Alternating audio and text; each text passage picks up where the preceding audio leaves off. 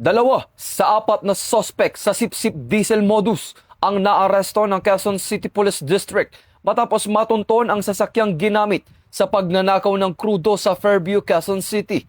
Ayon kay QCPD District Director, Police Brigadier General Randy Glenn Silvio, natukoy ang mga suspect sa pamamagitan ng plaka ng sasakyan na nakita sa Omega Avenue at CCTV footage sa Corbett Street noong ika-31 ng Marso taong kasalukuyan.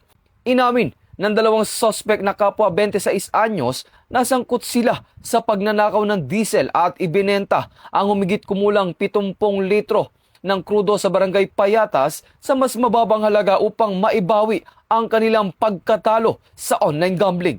Lumabas din sa investigasyon ng isa sa mga suspect ay may nauna ng kasong theft sa Cavite na may kaugnayan din sa parehong modus.